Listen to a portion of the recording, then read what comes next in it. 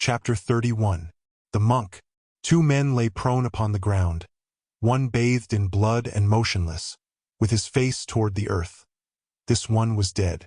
The other leaned against a tree, supported there by the 2 valets, and was praying fervently, with clasped hands and eyes raised to heaven. He had received a ball in his thigh, which had broken the bone.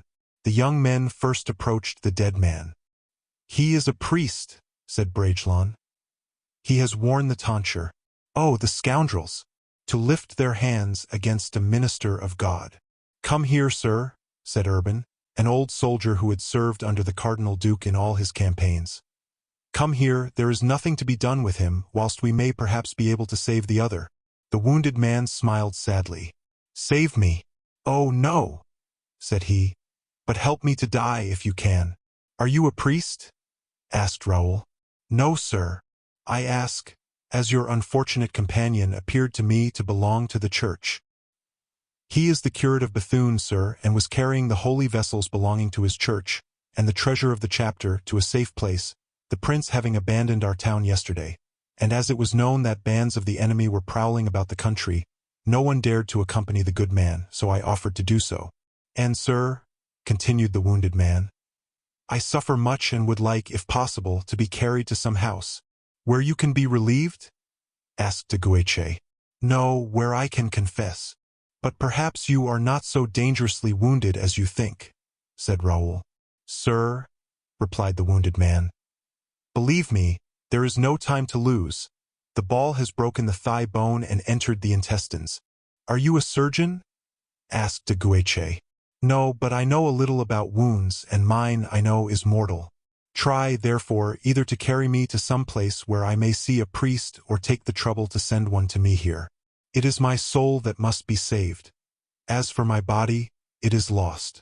To die whilst doing a good deed, it is impossible. God will help you." "Gentlemen, in the name of heaven," said the wounded man, collecting all his forces, as if to get up, "let us not lose time in useless words. Either help me to gain the nearest village, or swear to me on your salvation that you will send me the first monk, the first cure, the first priest you may meet. But," he added in a despairing tone, "perhaps no one will dare to come, for it is known that the Spaniards are ranging through the country, and I shall die without absolution. My God! My God! Good God! Good God!" added the wounded man, in an accent of terror which made the young men shudder. "You will not allow that? That would be too terrible." "Calm yourself, sir," replied de Guiche.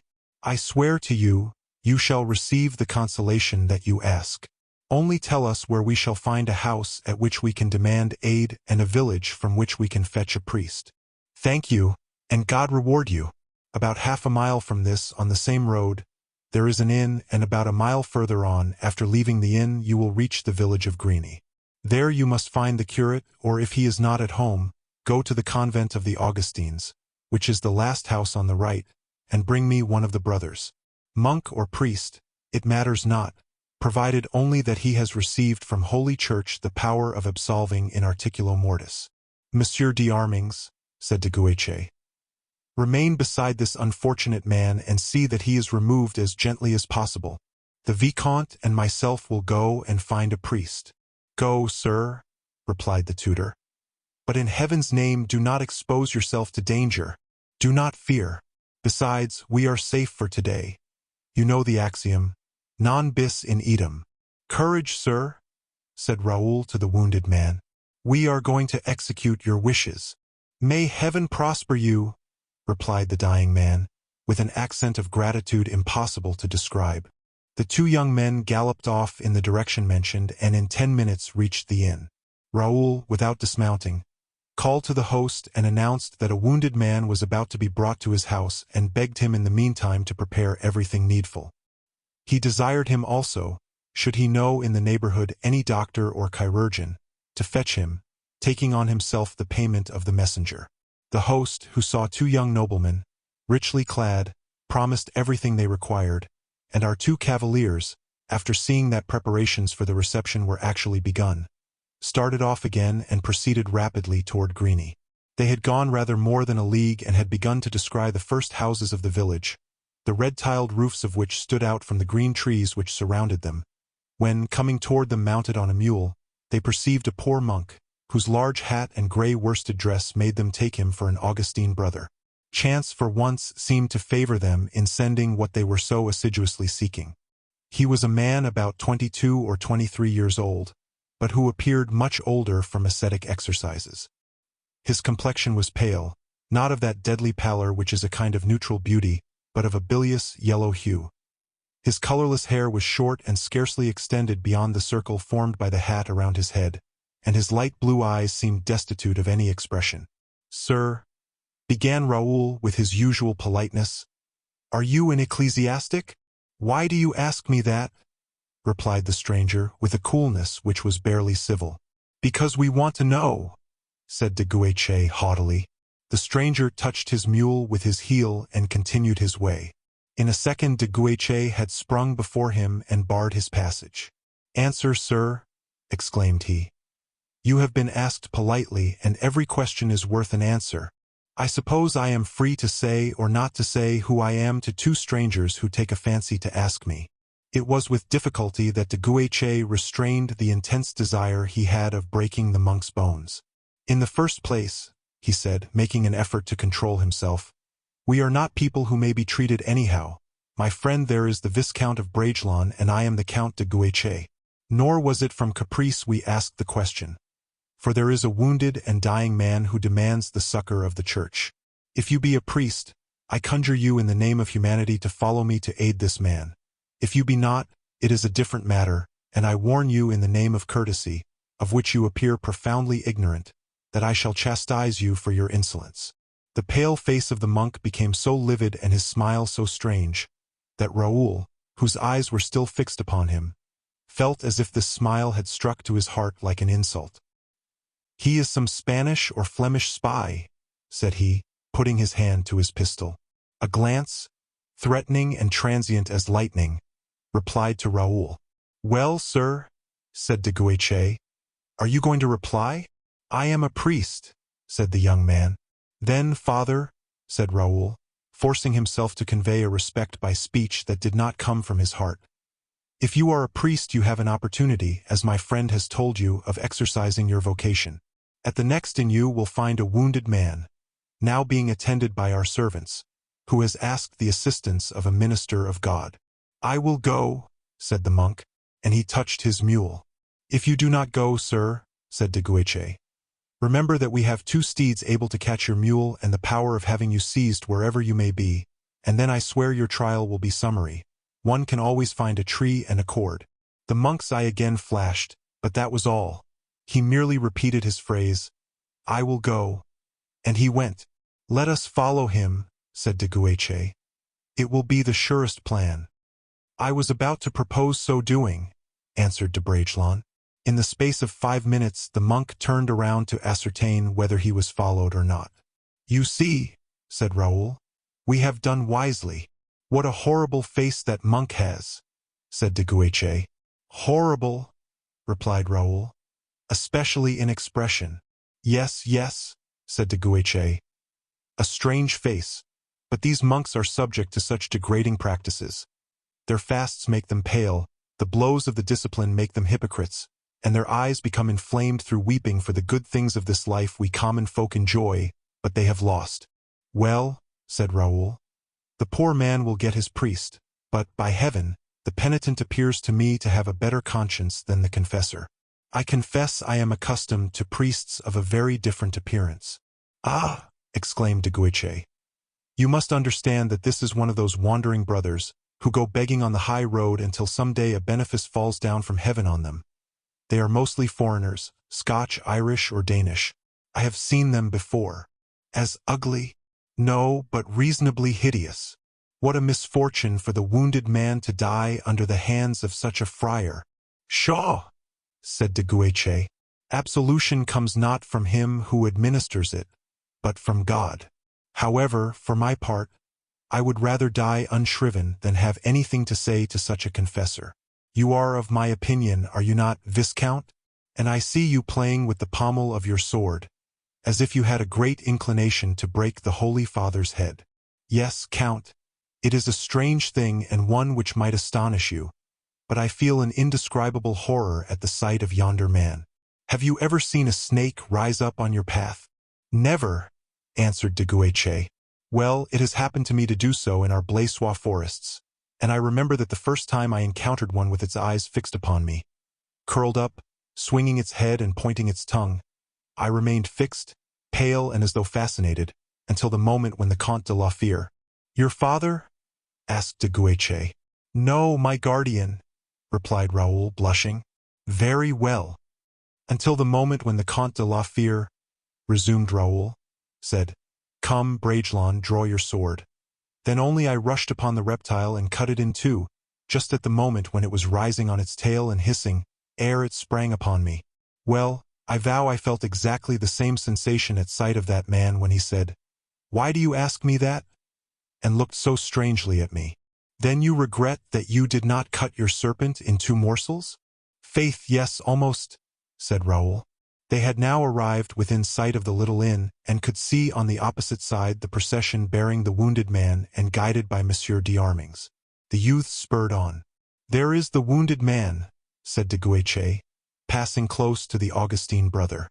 Be good enough to hurry yourself a little, Monsieur Monk.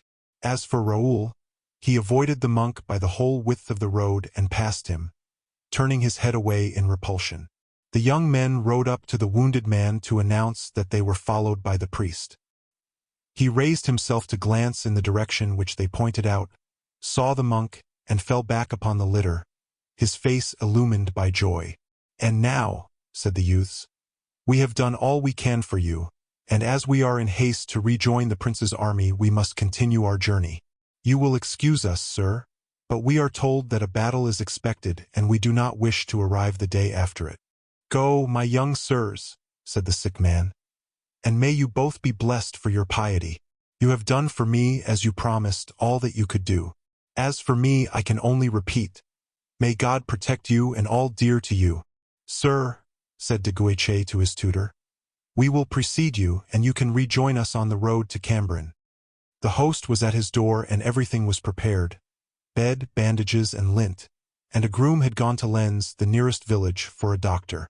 Everything, said he to Raoul, shall be done as you desire, but you will not stop to have your wound dressed?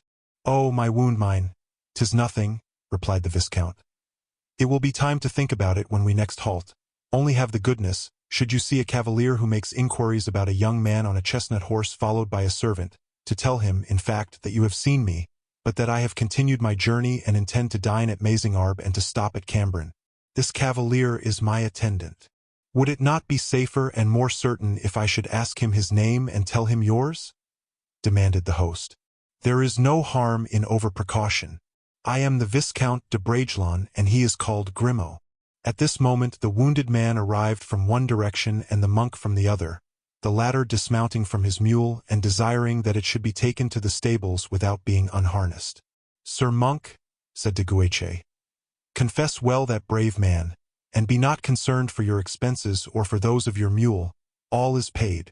Thanks, monsieur, said the monk, with one of those smiles that made Bragelonne shudder.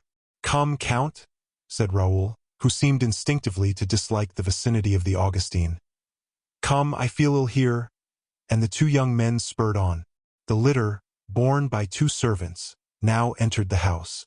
The host and his wife were standing on the steps, whilst the unhappy man seemed to suffer dreadful pain, and yet to be concerned only to know if he was followed by the monk. At sight of this pale, bleeding man, the wife grasped her husband's arm. Well, what's the matter? Asked the latter. Are you going to be ill just now?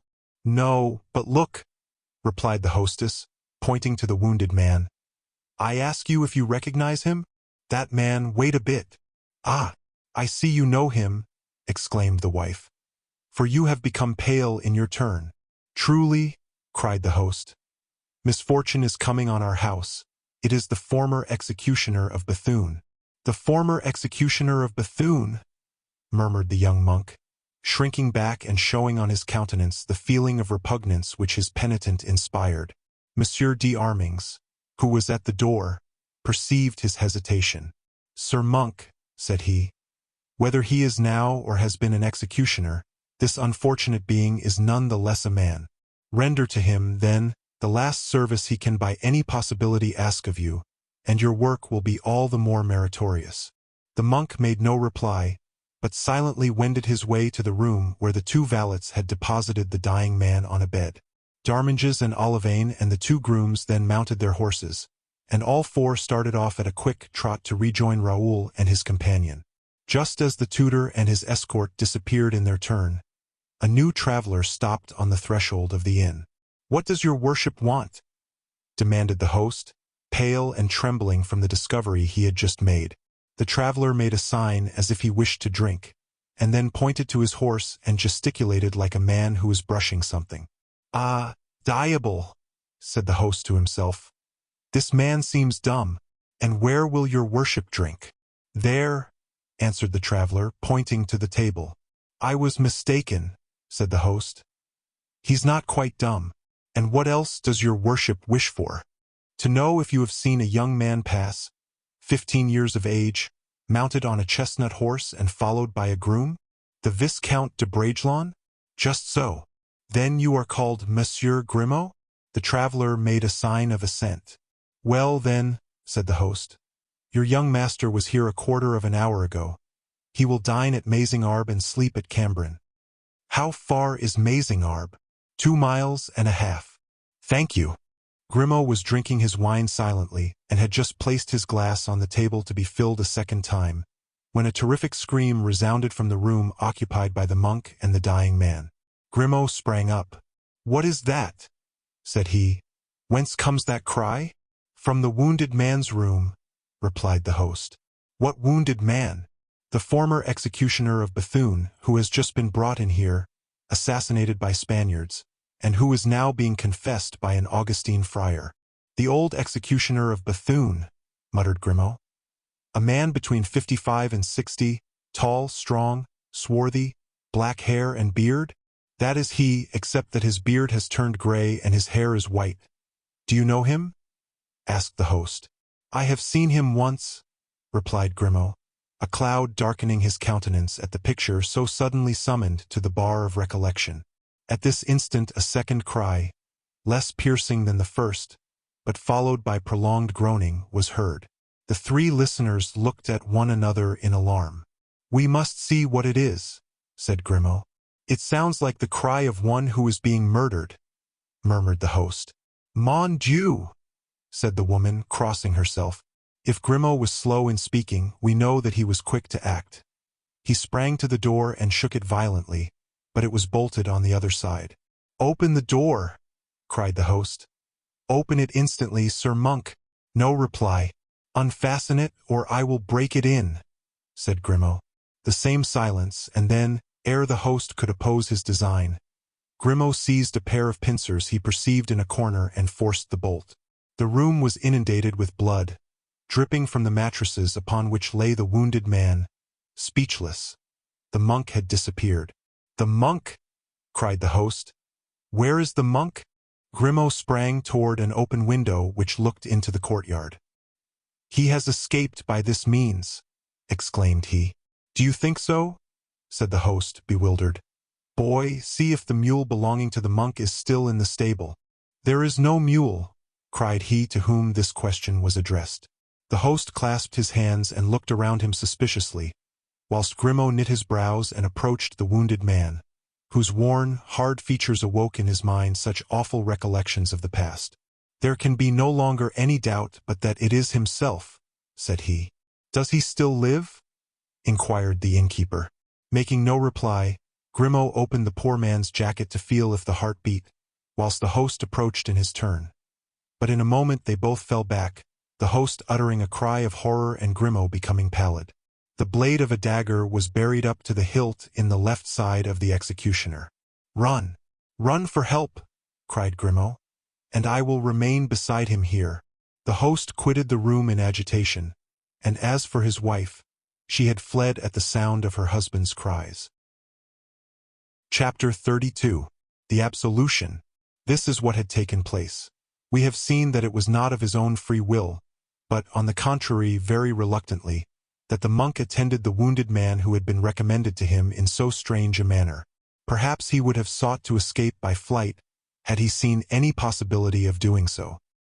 He was restrained by the threats of the two gentlemen and by the presence of their attendants, who doubtless had received their instructions. And besides, he considered it most expedient, without exhibiting too much ill will, to follow to the end his role as confessor. The monk entered the chamber and approached the bed of the wounded man. The executioner searched his face with the quick glance peculiar to those who are about to die and have no time to lose. He made a movement of surprise and said, "Father, you are very young." "Men who bear my robe have no age," replied the monk dryly. "Alas, speak to me more gently, Father. In my last moments I need a friend." "Do you suffer much?" asked the monk. "Yes, but in my soul much more than in my body." "We will save your soul," said the young man. "But are you really the executioner of Bethune, as these people say?" "That is to say," eagerly replied the wounded man, who doubtless feared that the name of executioner would take from him the last help that he could claim. "That is to say, I was, but am no longer. It is 15 years since I gave up the office. I still assist at executions, but no longer strike the blow myself. No, indeed." "You have, then, a repugnance to your profession?" "So long as I struck in the name of the law and of justice, my profession allowed me to sleep quietly, sheltered as I was by justice and law. But since that terrible night when I became an instrument of private vengeance, and when with personal hatred I raised the sword over one of God's creatures, since that day—" The executioner paused and shook his head with an expression of despair. "Tell me about it," said the monk, who, sitting on the foot of the bed, began to be interested in a story so strangely introduced. "Ah!" cried the dying man, with all the effusiveness of a grief declared after long suppression. "Ah! I have sought to stifle remorse by 20 years of good deeds. I have assuaged the natural ferocity of those who shed blood. On every occasion I have exposed my life to save those who were in danger, and I have preserved lives in exchange for that I took away. That is not all. The money gained in the exercise of my profession I have distributed to the poor. I have been assiduous in attending church, and those who formerly fled from me have become accustomed to seeing me. All have forgiven me, some have even loved me, but I think that God has not pardoned me, for the memory of that execution pursues me constantly, and every night I see that woman's ghost rising before me." "A woman? You have assassinated a woman, then?" cried the monk. "You also?" exclaimed the executioner. "You use that word which sounds ever in my ears. Assassinated! I have assassinated, then, and not executed. I am an assassin, then, and not an officer of justice." And he closed his eyes with a groan. The monk doubtless feared that he would die without saying more, for he exclaimed eagerly, "Go on, I know nothing as yet. When you have finished your story, God and I will judge." "Oh, Father," continued the executioner, without opening his eyes, as if he feared on opening them to see some frightful object, "it is especially when night comes on and when I have to cross a river, that this terror which I have been unable to conquer comes upon me. It then seems as if my hand grew heavy, as if the cutlass was still in its grasp, as if the water had the color of blood, and all the voices of nature, the whispering of the trees, the murmur of the wind, the lapping of the wave, united in a voice tearful, despairing, terrible, crying to me, 'Place for the justice of God!' Delirium!" murmured the monk, shaking his head. The executioner opened his eyes, turned toward the young man and grasped his arm. "Delirium?" he repeated. "Delirium, do you say? Oh no, I remember too well. It was evening. I had thrown the body into the river, and those words which my remorse repeats to me are those which I in my pride pronounced. After being the instrument of human justice, I aspired to be that of the justice of God. But let me see, how was it done?" "Speak," said the monk. "It was at night. A man came to me and showed me an order, and I followed him. For other noblemen awaited me. They led me away masked. I reserved the right of refusing if the office they required of me should seem unjust. We traveled 5 or 6 leagues, serious, silent, and almost without speaking. At length, through the window of a little hut, they showed me a woman sitting, leaning on a table, and said, 'There is the person to be executed.'" "Horrible!" said the monk. And you obeyed? Father, that woman was a monster. It was said that she had poisoned her second husband. She had tried to assassinate her brother-in-law. She had just poisoned a young woman who was her rival, and before leaving England she had, it was believed, caused the favorite of the king to be murdered. Buckingham? Cried the monk. Yes, Buckingham. The woman was English, then? No, she was French, but she had married in England. The monk turned pale, wiped his brow and went and bolted the door. The executioner thought that he had abandoned him and fell back, groaning, upon his bed. No, no, I am here, said the monk, quickly coming back to him. Go on. Who were those men? One of them was a foreigner, English, I think. The 4 others were French and wore the uniform of musketeers. Their names? Asked the monk. I don't know them, but the 4 other noblemen called the Englishman my lord. Was the woman handsome? Young and beautiful. Oh yes, especially beautiful. I see her now, as on her knees at my feet, with her head thrown back, she begged for life. I have never understood how I could have laid low a head so beautiful, with a face so pale. The monk seemed agitated by a strange emotion. He trembled all over. He seemed eager to put a question which yet he dared not ask. At length, with a violent effort at self-control, "The name of that woman?" he said. "I don't know what it was. As I have said, she was twice married, once in France, the second time in England. She was young, you say? 25 years old. Beautiful, ravishingly. Blonde. Yes. Abundance of hair. Falling over her shoulders? Yes. Eyes of an admirable expression? When she chose. Oh, yes, it is she. A voice of strange sweetness? How do you know it?" The executioner raised himself on his elbow and gazed with a frightened air at the monk, who became livid. "And you killed her?"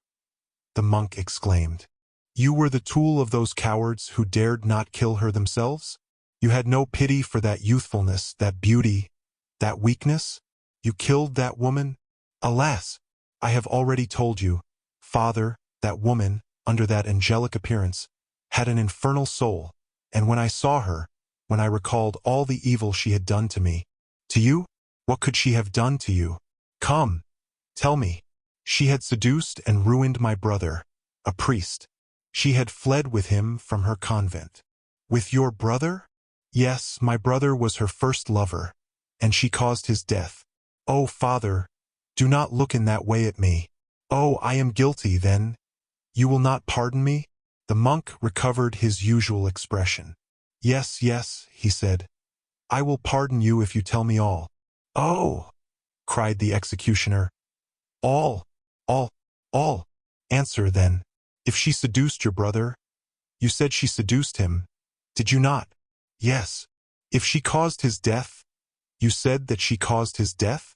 Yes, repeated the executioner. Then you must know what her name was as a young girl. Oh, mon Dieu, cried the executioner. I think I am dying. Absolution, Father, absolution. Tell me her name and I will give it. Her name was— My God, have pity on me, murmured the executioner, and he fell back on the bed, pale, trembling, and apparently about to die. Her name, repeated the monk, bending over him as if to tear from him the name if he would not utter it. Her name! Speak, or no absolution. The dying man collected all his forces. The monk's eyes glittered. And Debile, murmured the wounded man. And Debile, cried the monk, standing up and lifting his hands to heaven. And Debile. You said and Debile, did you not? Yes, yes, that was her name. And now absolve me, for I am dying. I absolve you, cried the priest, with a laugh which made the dying man's hair stand on end. I absolve you? I am not a priest. You are not a priest, cried the executioner. What, then, are you? I am about to tell you, wretched man. Oh, mon Dieu, I am John Francis de Winter. I do not know you, said the executioner. Wait, you are going to know me. I am John Francis de Winter, he repeated. And that woman, well, that woman was my mother. The executioner uttered the first cry, that terrible cry which had been first heard. "Oh, pardon me," he murmured. "If not in the name of God, at least in your own name, if not as priest, then as son." "Pardon you," cried the pretended monk. "Pardon you. Perhaps God will pardon you. But I never."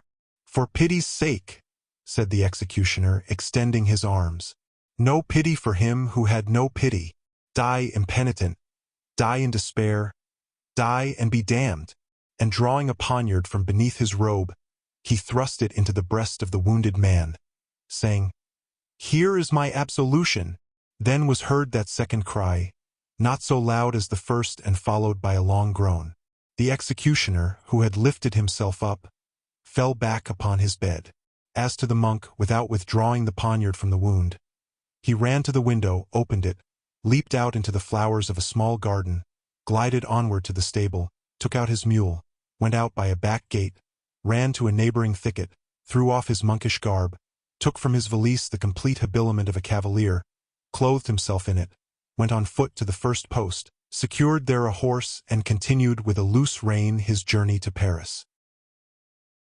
Chapter 33. Grimaud speaks. Grimaud was left alone with the executioner, who in a few moments opened his eyes. "Help, help," he murmured. "Oh God! Have I not a single friend in the world who will aid me either to live or to die?" "Take courage," said Grimaud. "They are gone to find assistance." "Who are you?" asked the wounded man, fixing his half-opened eyes on Grimaud. "An old acquaintance," replied Grimaud. "You?" And the wounded man sought to recall the features of the person now before him. "Under what circumstances did we meet?" he asked again. "One night, 20 years ago, my master fetched you from Bethune and conducted you to Armentières." "I know you well now," said the executioner. "You were one of the 4 grooms." "Just so. Where do you come from now?" "I was passing by and drew up at this inn to rest my horse. They told me the executioner of Bethune was here and wounded, when you uttered 2 piercing cries. At the first we ran to the door, and at the second forced it open." "And the monk?" exclaimed the executioner. "Did you see the monk?" "What monk?" "The monk that was shut in with me." "No, he was no longer here. He appears to have fled by the window." "Was he the man that stabbed you?" "Yes," said the executioner. Grimaud moved as if to leave the room. "What are you going to do?" asked the wounded man. "He must be apprehended. Do not attempt it. He has revenged himself and has done well. Now I may hope that God will forgive me, since my crime is expiated." "Explain yourself," said Grimaud. "The woman whom you and your masters commanded me to kill." "Milady." "Yes, milady. It is true you called her thus. What has the monk to do with this milady?" "She was his mother." Grimaud trembled and stared at the dying man in a dull and leaden manner. "His mother," he repeated. "Yes, his mother. But does he know this secret, then?" "I mistook him for a monk and revealed it to him in confession." "Unhappy man!" cried Grimaud, whose face was covered with sweat at the bare idea of the evil results such a revelation might cause. "Unhappy man, you named no one, I hope?" "I pronounced no name, for I knew none except his mother's as a young girl, and it was by this name that he recognized her, but he knows that his uncle was among her judges." Thus speaking, he fell back exhausted. Grimaud, wishing to relieve him, advanced his hand toward the hilt of the dagger. "Touch me not," said the executioner. "If this dagger is withdrawn, I shall die." Grimaud remained with his hand extended. Then, striking his forehead, he exclaimed, "Oh, if this man should ever discover the names of the others, my master is lost." "Haste! Haste to him and warn him," cried the wounded man. "If he still lives, warn his friends too. My death, believe me, will not be the end of this atrocious misadventure." "Where was the monk going?" asked Grimaud. "Toward Paris." "Who stopped him?" "2 young gentlemen, who were on their way to join the army, and the name of one of whom I heard his companion mention, the Viscount de Bragelonne." "And it was this young man who brought the monk to you?" "Then it was the will of God that it should be so, and this it is which makes it all so awful," continued Grimaud. And yet that woman deserved her fate. Do you not think so? On one's deathbed the crimes of others appear very small in comparison with one's own, said the executioner, and falling back exhausted he closed his eyes. Grimaud was reluctant to leave the man alone, and yet he perceived the necessity of starting at once to bear these tidings to the Comte de la Fere. Whilst he thus hesitated, the host re-entered the room, followed not only by a surgeon, but by many other persons whom curiosity had attracted to the spot. The surgeon approached the dying man, who seemed to have fainted. "We must first extract the steel from the side," said he, shaking his head in a significant manner. The prophecy which the wounded man had just uttered recurred to Grimaud, who turned away his head. The weapon, as we have already stated, was plunged into the body to the hilt, and as the surgeon, taking it by the end, drew it forth, the wounded man opened his eyes and fixed them on him in a manner truly frightful. When at last the blade had been entirely withdrawn, a red froth issued from the mouth of the wounded man and a stream of blood spouted afresh from the wound when he at length drew breath. Then, fixing his eyes upon Grimaud with a singular expression, the dying man uttered the last death rattle and expired. Then Grimaud, lifting the dagger from the pool of blood which was gliding along the room, to the horror of all present, made a sign to the host to follow him, paid him with a generosity worthy of his master, and again mounted his horse. Grimaud's first intention had been to return to Paris, but he remembered the anxiety which his prolonged absence might occasion Raoul, and reflecting that there were now only 2 miles between the Vicomte and himself and a quarter of an hour's riding would unite them, and that the going, returning, and explanation would not occupy an hour, he put spurs to his horse and a few minutes after had reached the only inn of Mazingarbe. Raoul was seated at table with the Count de Guiche and his tutor, when all at once the door opened and Grimaud presented himself, travel-stained, dirty, and sprinkled with the blood of the unhappy executioner. "Grimaud, my good Grimaud!" exclaimed Raoul. "Here you are at last. Excuse me, sirs, this is not a servant, but a friend. How did you leave the Count?" continued he. "Does he regret me a little? Have you seen him since I left him? Answer, for I have many things to tell you, too. Indeed, the last 3 days some odd adventures have happened. But what is the matter? How pale you are! And blood, too. What is this?" "It is the blood of the unfortunate man whom you left at the inn and who died in my arms." "In your arms? That man! But know you who he was?"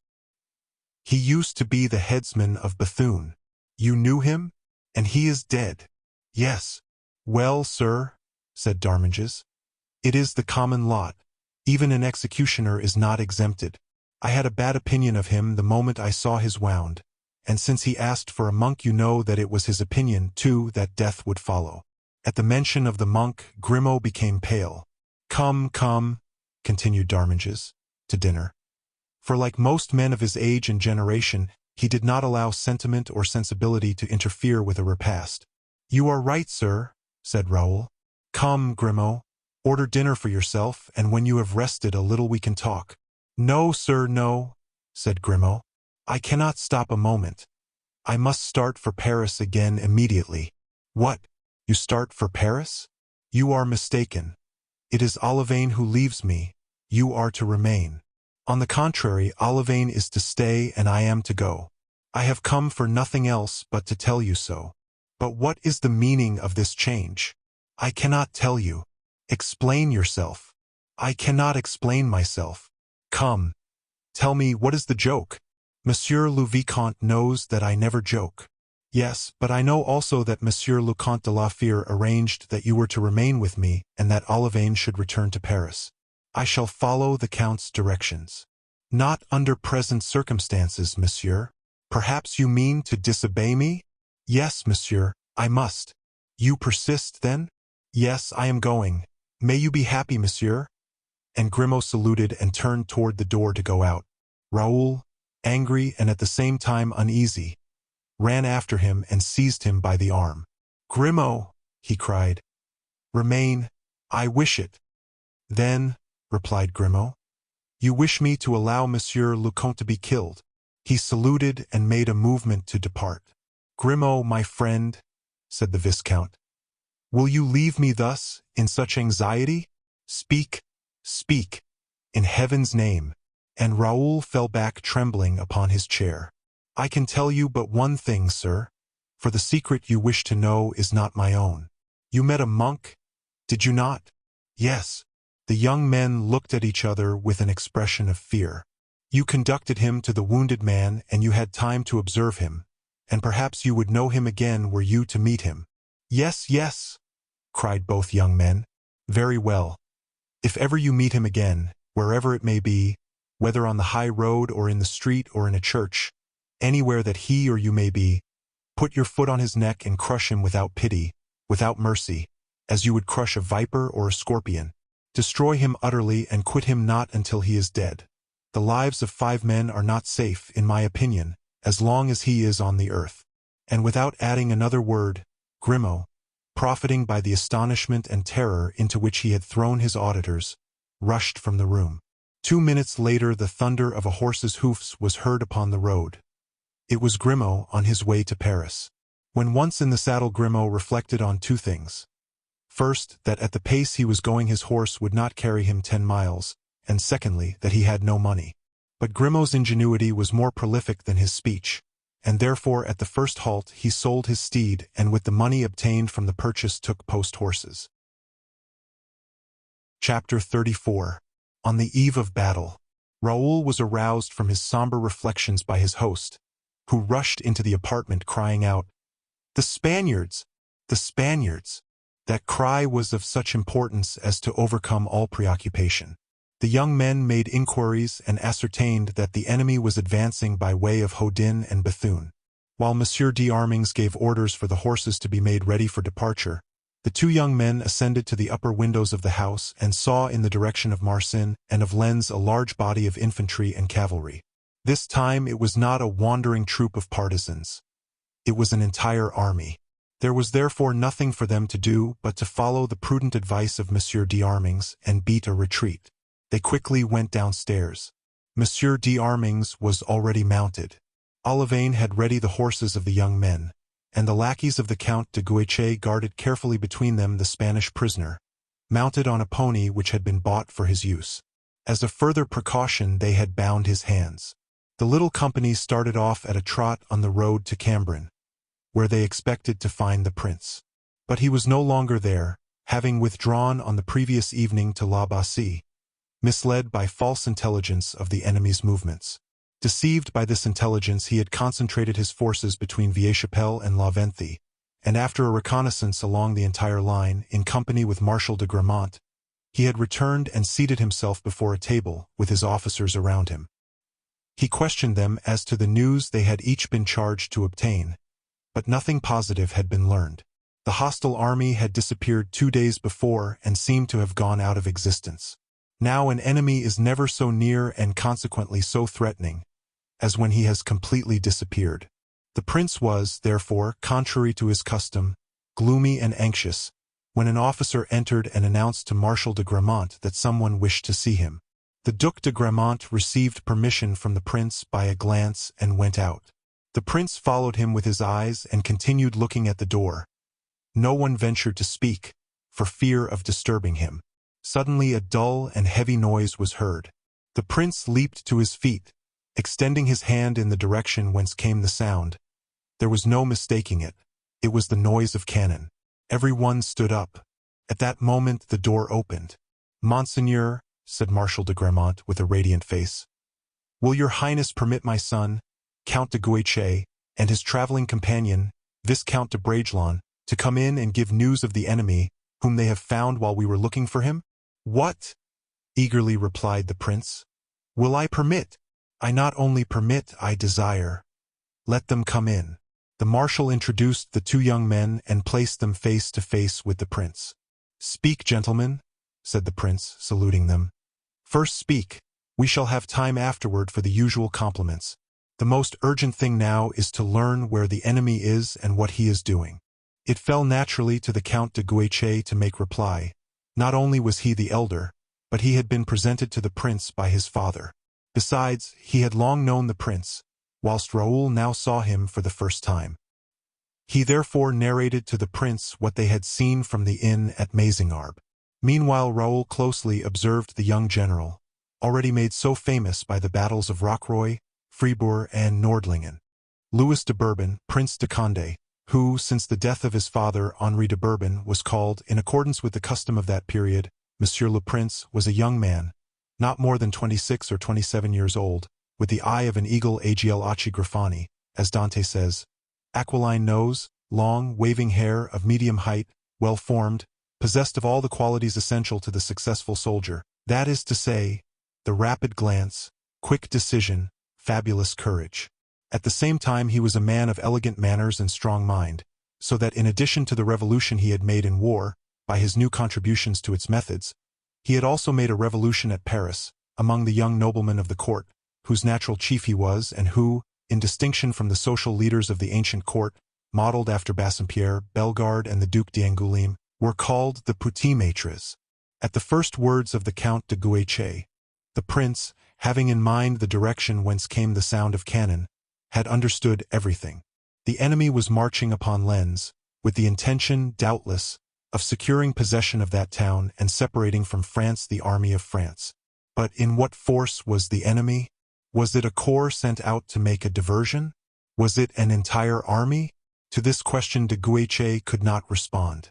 Now, as these questions involved matters of gravest consequence, it was these to which the prince had especially desired an answer, exact, precise, positive.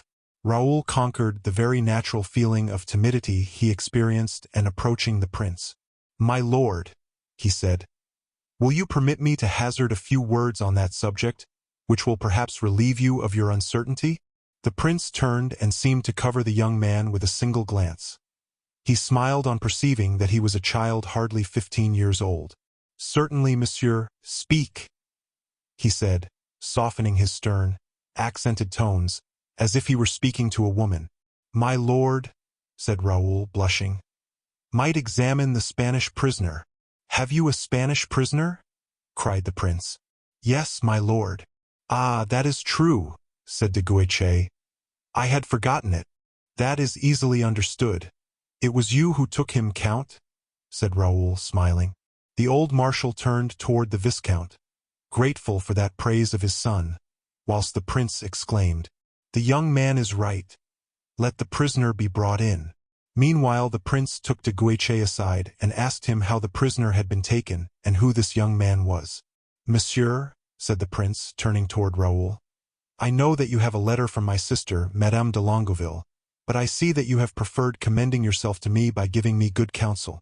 "My lord," said Raoul, coloring up, "I did not wish to interrupt your highness in a conversation so important as that in which you were engaged with the count. But here is the letter."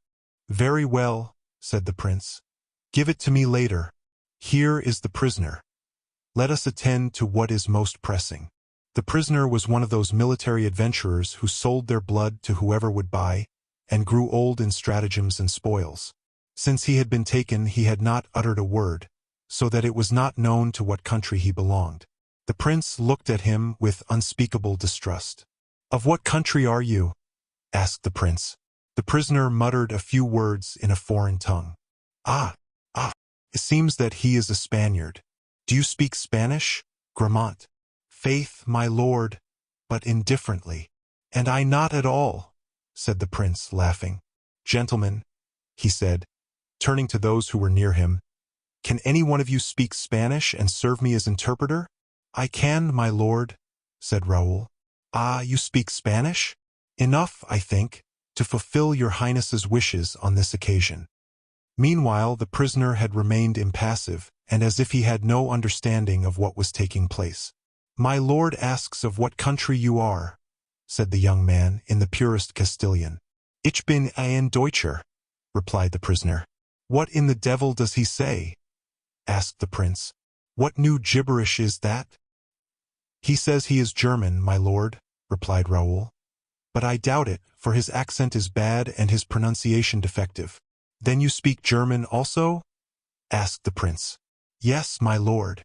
"Well enough to question him in that language?" "Yes, my lord." "Question him, then." Raoul began the examination, but the result justified his opinion.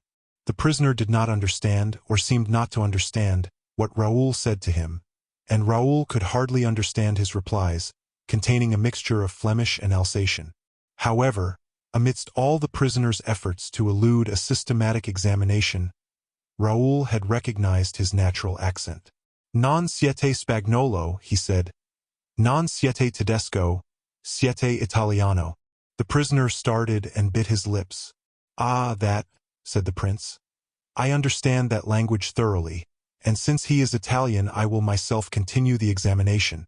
Thank you, Viscount, continued the prince, laughing. And I appoint you from this moment my interpreter.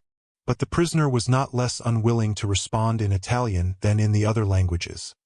His aim was to elude the examination. Therefore, he knew nothing either of the enemy's numbers, or of those in command, or of the purpose of the army.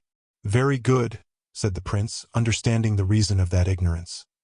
The man was caught in the act of assassination and robbery. He might have purchased his life by speaking. He doesn't wish to speak. Take him out and shoot him. The prisoner turned pale. The two soldiers who had brought him in took him, each by one arm, and led him toward the door, whilst the prince, turning to Marshal de Gramont, seemed to have already forgotten the order he had given. When he reached the threshold of the door, the prisoner stopped.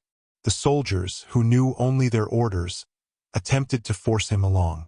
"One moment," said the prisoner in French. "I am ready to speak, my lord." Ah, said the prince, laughing. "I thought we should come to that. I have a sure method of limbering tongues. Young men, take advantage of it against the time when you may be in command. But on condition," continued the prisoner, "that your highness will swear that my life shall be safe." "Upon my honor," said the prince. "Question, then, my lord. Where did the army cross the Lys? Between Saint Venant and Aire. By whom is it commanded? By Count de Fuensaldagne, General Beck, and the Archduke. Of how many does it consist? 18,000 men and 36 cannon. And its aim is? Lens. You see, gentlemen," said the prince, turning with a triumphant air toward Marshal de Gramont and the other officers. "Yes, my lord," said the marshal. "You have divined all that was possible to human genius. Recall Duplessis, Bellievre, Villequier, and Durlac," said the prince. "Recall all the troops that are on this side of the Lys. Let them hold themselves in readiness to march tonight. Tomorrow, according to all probability, we shall attack the enemy." "But, my lord," said Marshal de Gramont, "consider that when we have collected all our forces we shall have hardly 13,000 men." "Monsieur le Maréchal," said the prince, with that wonderful glance that was peculiar to him, "it is with small armies that great battles are won." Then turning toward the prisoner, "Take away that man," he said, "and keep him carefully in sight. His life is dependent on the information he has given us. If it is true, he shall be free. If false, let him be shot." The prisoner was led away. "Count de Guiche," said the prince, "it is a long time since you saw your father. Remain here with him. Monsieur," he continued, addressing Raoul, "if you are not too tired, follow me." "To the end of the world, my lord," cried Raoul, feeling an unknown enthusiasm for that young general, who seemed to him so worthy of his renown. The prince smiled. He despised flatterers, but he appreciated enthusiasts. "Come, monsieur," he said. "You are good in counsel, as we have already discovered. Tomorrow we shall know if you are good in action." "And I," said the marshal, "what am I to do?" "Wait here to receive the troops. I shall either return for them myself or shall send a courier directing you to bring them to me. 20 guards, well mounted, are all that I shall need for my escort." "That is very few," said the marshal.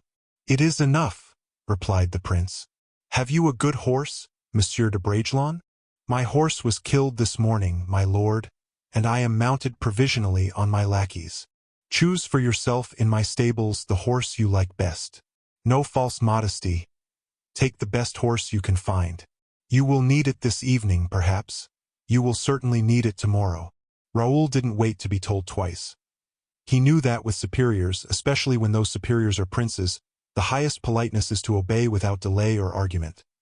He went down to the stables, picked out a piebald Andalusian horse, saddled and bridled it himself, for Athos had advised him to trust no one with those important offices at a time of danger, and went to rejoin the prince, who at that moment mounted his horse. "Now, monsieur," he said to Raoul, "will you give me the letter you have brought?" Raoul handed the letter to the prince. "Keep near me," said the latter. The prince threw his bridle over the pommel of the saddle, as he was wont to do when he wished to have both hands free, unsealed the letter of Madame de Longueville and started at a gallop on the road to Lens, attended by Raoul and his small escort, whilst messengers sent to recall the troops set out with a loose rein in other directions. The prince read as he hastened on. "Monsieur," he said after a moment, "they tell me great things of you. I have only to say, after the little that I have seen and heard, that I think even better of you than I have been told." Raoul bowed. Meanwhile, as the little troop drew nearer to Lens, the noise of the cannon sounded louder. The prince kept his gaze fixed in the direction of the sound with the steadfastness of a bird of prey. One would have said that his gaze could pierce the branches of trees which limited his horizon. From time to time his nostrils dilated as if eager for the smell of powder, and he panted like a horse. At length they heard the cannon so near that it was evident they were within a league of the field of battle, and at a turn of the road they perceived the little village of Auny. The peasants were in great commotion. The report of Spanish cruelty had gone out and everyone was frightened. The women had already fled, taking refuge in Vitry. Only a few men remained. On seeing the prince they hastened to meet him. One of them recognized him. "Ah, my lord," he said, "have you come to drive away those rascal Spaniards and those Lorraine robbers?" "Yes," said the prince, "if you will serve me as guide." "Willingly, my lord." "Where does your highness wish to go?" "To some elevated spot whence I can look down on Lens and the surrounding country." "In that case, I'm your man. I can trust you." "You are a true Frenchman?" "I am an old soldier of Rocroi, my lord." "Here," said the prince, handing him a purse. "Here is for Rocroi. Now, do you want a horse, or will you go afoot?" "Afoot, my lord. I have served always in the infantry. Besides, I expect to lead your highness into places where you will have to walk." "Come, then," said the prince. "Let us lose no time."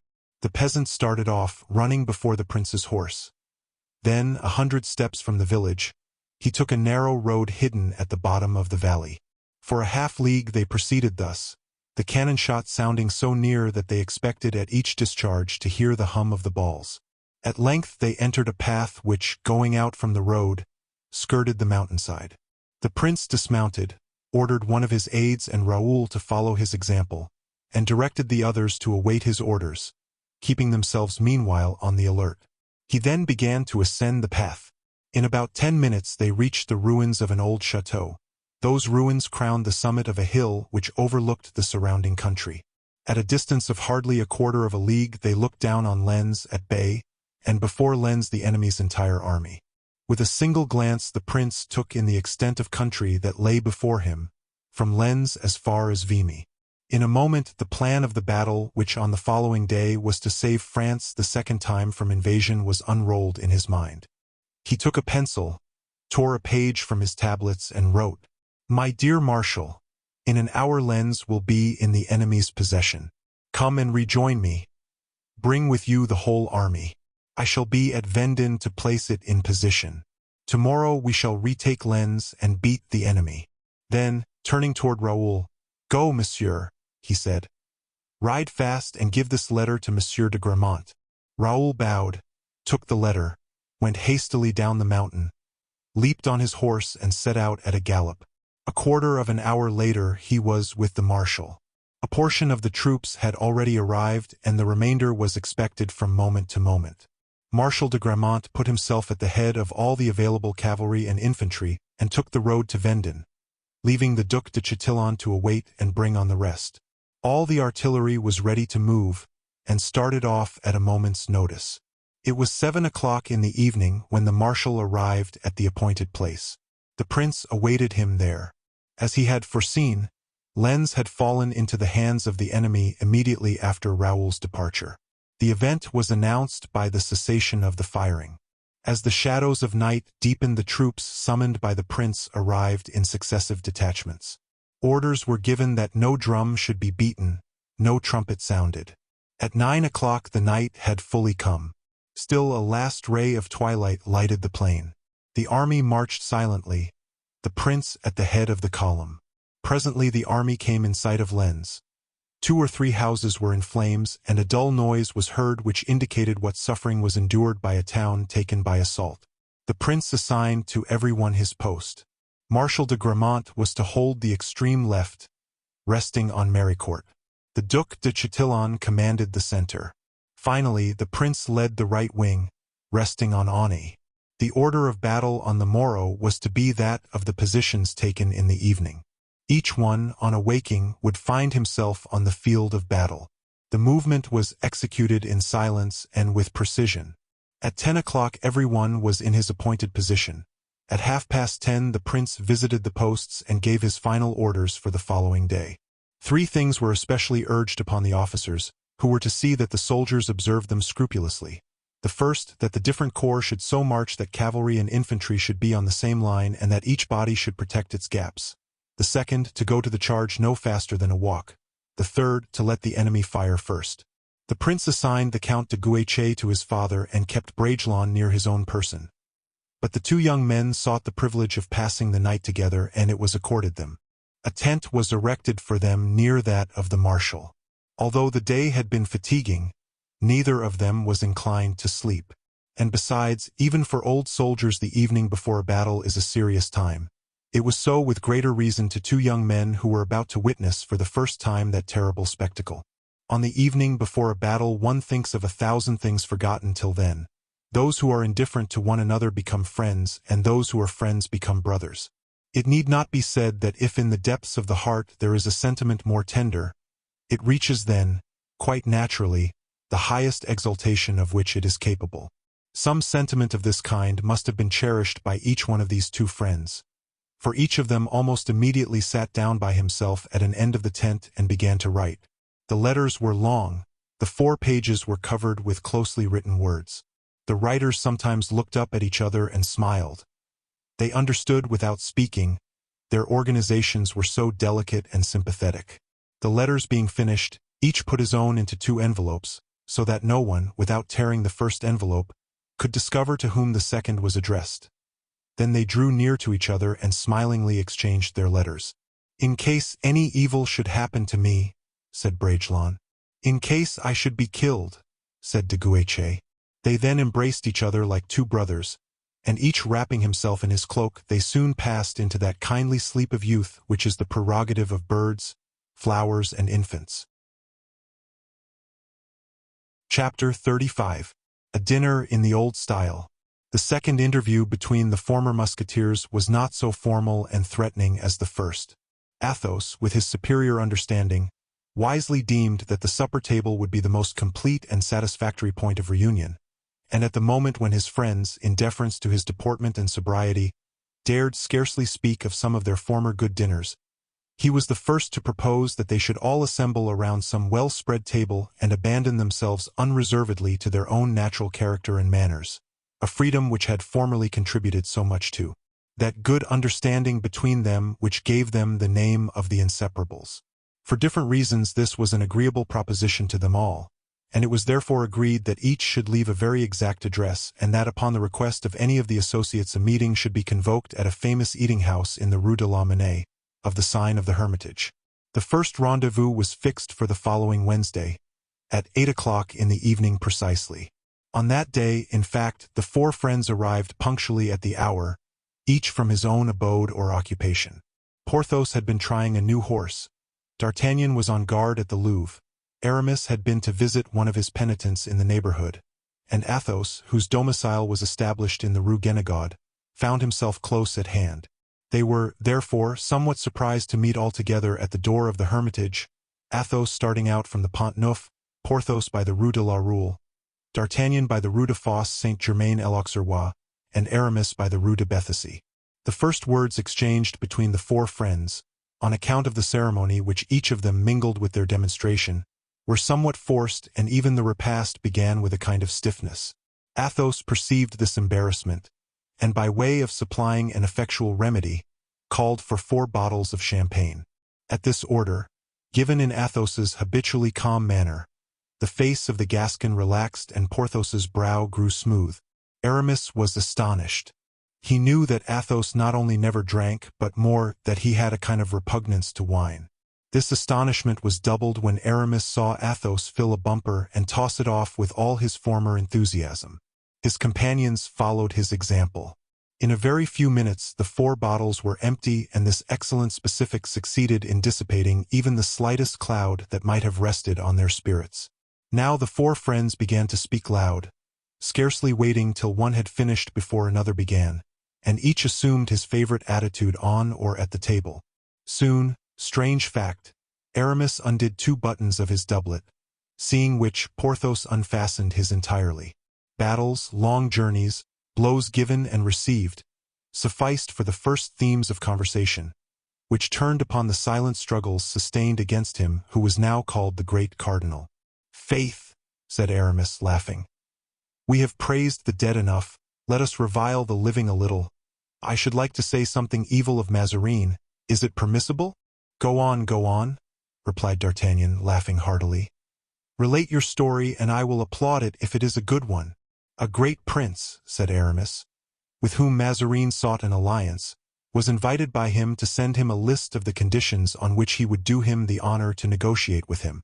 The prince, who had a great repugnance to treat with such an ill-bred fellow, made out a list, against the grain, and sent it. In this list there were 3 conditions which displeased Mazarin, and he offered the prince 10,000 crowns to renounce them." "Ah, ha, ha!" laughed the 3 friends. "Not a bad bargain, and there was no fear of being taken at his word. What did the prince do then?"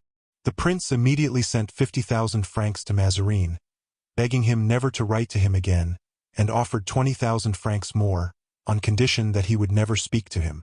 "What did Mazarin do?" "Stormed," suggested Athos. "Beat the messenger," cried Porthos. "Accepted the money," said D'Artagnan. "You have guessed it," answered Aramis, and they all laughed so heartily that the host appeared in order to inquire whether the gentlemen wanted anything. He thought they were fighting.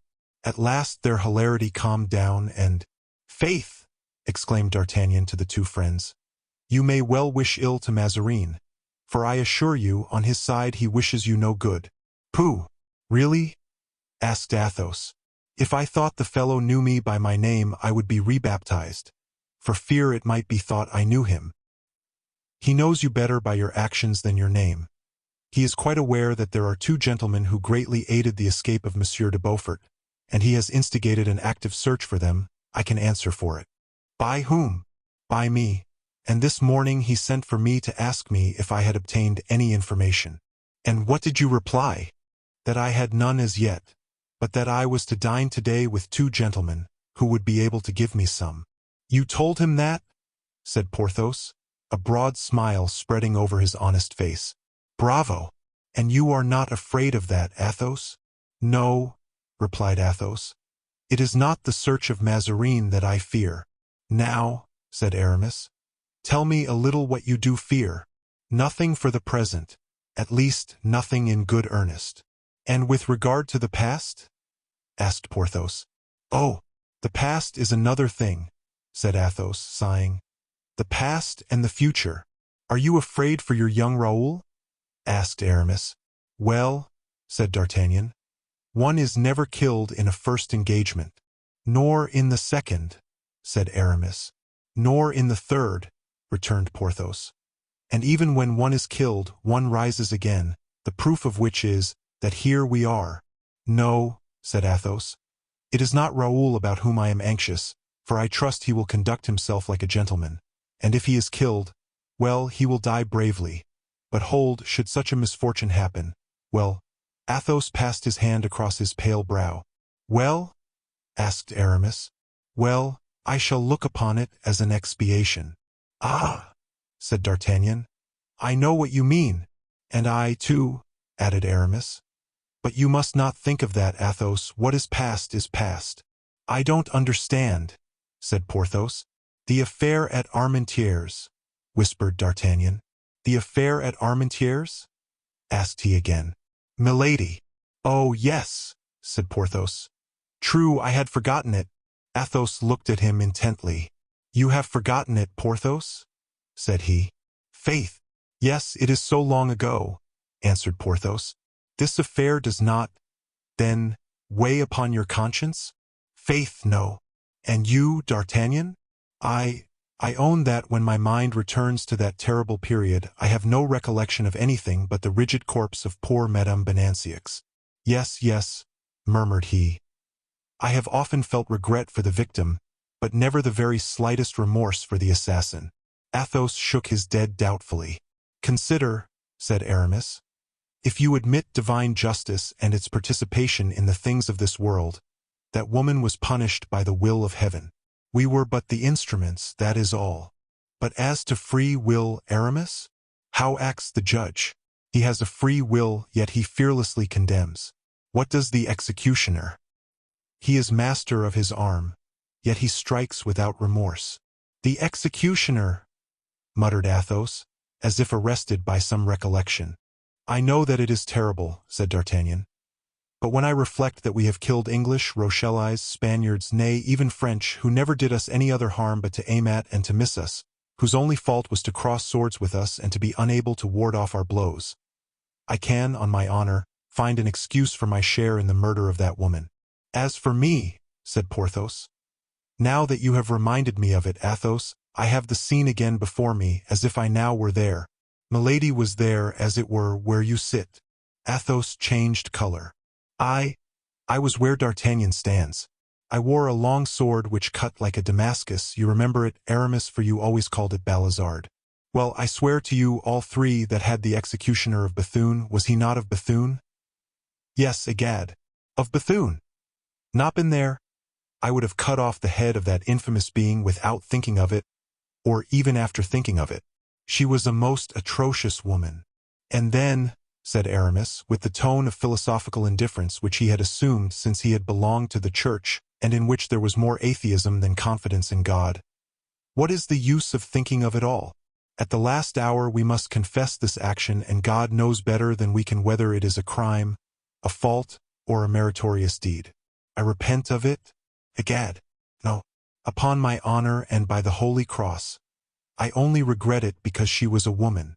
"The most satisfactory part of the matter," said D'Artagnan, "is that there remains no trace of it." "She had a son," observed Athos. "Oh, yes, I know that," said D'Artagnan, "and you mentioned it to me. But who knows what has become of him? If the serpent be dead, why not its brood? Do you think his uncle De Winter would have brought up that young viper? De Winter probably condemned the son as he had done the mother." "Then," said Athos, "woe to De Winter, for the child had done no harm." "May the devil take me if the child be not dead," said Porthos. "There is so much fog in that detestable country, at least so D'Artagnan declares." Just as the quaint conclusion reached by Porthos was about to bring back hilarity to faces now more or less clouded, hasty footsteps were heard upon the stair, and someone knocked at the door. "Come in," cried Athos. "Please your honors," said the host. "A person in a great hurry wishes to speak to one of you." "To which of us?" asked all the four friends. "To him who is called the Comte de la Fere." "It is I," said Athos. "And what is the name of the person?" "Grimaud." "Ah!" exclaimed Athos, turning pale. "Back already? What can have happened, then, to Bragelonne?" "Let him enter," cried D'Artagnan. "Let him come up." But Grimaud had already mounted the staircase and was waiting on the last step. So springing into the room, he motioned the host to leave it. The door being closed, the four friends waited in expectation. Grimaud's agitation, his pallor, the sweat which covered his face, the dust which soiled his clothes, all indicated that he was the messenger of some important and terrible news. "Your honors," said he, "that woman had a child. That child has become a man. The tigress had a little one. The tiger has roused himself. He is ready to spring upon you. Beware." Athos glanced around at his friends with a melancholy smile. Porthos turned to look at his sword, which was hanging on the wall. Aramis seized his knife. D'Artagnan arose. "What do you mean, Grimaud?" he exclaimed. "That Milady's son has left England, that he is in France on his road to Paris, if he be not here already." "The devil he is," said Porthos. "Are you sure of it?" "Certain," replied Grimaud. This announcement was received in silence. Grimaud was so breathless, so exhausted, that he had fallen back upon a chair. Athos filled a beaker with champagne and gave it to him. "Well, after all," said D'Artagnan, "supposing that he lives, that he comes to Paris. We have seen many other such. Let him come." "Yes?" echoed Porthos, glancing affectionately at his sword, still hanging on the wall. "We can wait for him. Let him come. Moreover, he is but a child," said Aramis. Grimaud rose. "A child!" he exclaimed. "Do you know what he has done, this child? Disguised as a monk, he discovered the whole history in confession from the executioner of Bethune, and having confessed him, after having learned everything from him, he gave him absolution by planting this dagger into his heart. See, it is on fire yet with his hot blood, for it is not 30 hours since it was drawn from the wound." And Grimaud threw the dagger on the table. D'Artagnan, Porthos, and Aramis rose, and in one spontaneous motion rushed to their swords. Athos alone remained seated, calm and thoughtful. "And you say he is dressed as a monk, Grimaud?" "Yes, as an Augustine monk." "What sized man is he?" "About my height, thin, pale, with light blue eyes and tawny flaxen hair." "And he did not see Raoul?" asked Athos.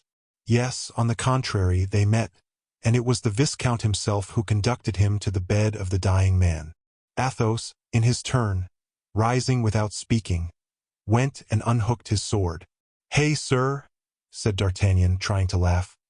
"Do you know we look very much like a flock of silly, mouse-evading women?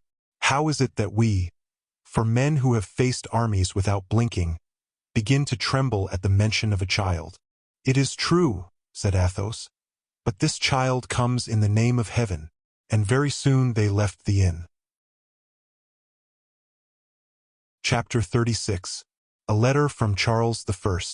The reader must now cross the Seine with us and follow us to the door without restraining her tears in the Rue Saint-Jacques. It is better to fight as 11 o'clock in the morning and the pious sisters have just finished saying mass than live in beggary the armies of King Charles I. Courage, madam. Courage. Leaving the church, do not a woman despair. And a young girl dressed in black, of the French the one crown, is a widow and the other is an orphan, at this moment, have re-entered their discountenance rebellion. The woman kneels on a preview of painted Mazarin, and at a short distance from her will understand the politic necessity. Leaning against a chair, are you sure? Weeping, the woman must have once been handsome, that you have not traces of sorrow have aged by her. Whom? The young girl is lovely, and her tears only embellish her. The Cromwells? The lady appears to be about 40 years of age, a brewer, the girl about 14. I hope, madam, oh God, that the cardinal will not enter into negotiations with such men. Protect my husband, guard what my is he himself, and take my wretched life instead. Madame Henrietta. Oh, but God, for the honor of the king, the girl, of the queen. Leave me my mother. Let us hope he will do something. Your mother can be of no use to you in this world, Henrietta. A true friend's eloquence is so powerful. Your mother has no longer either throne you have reassured me. She has neither son and let us go to the minister.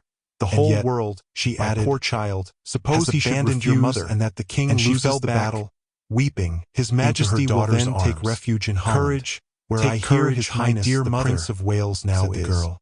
And can his majesty count upon many such year for kings as yourself for his flight? And no one thinks of us in this country, answered De Winter. Each must think about his own affairs. The case is provided for, as long as your brother was with me, he kept me up.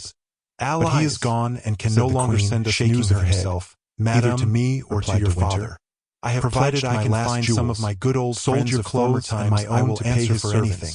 Come then, my lord, accompany him unless I made this sacrifice. With the painful doubt we are now reduced to live at the expense of these daughters of heaven. Come and may heaven hear you. We are the poor, succored by God.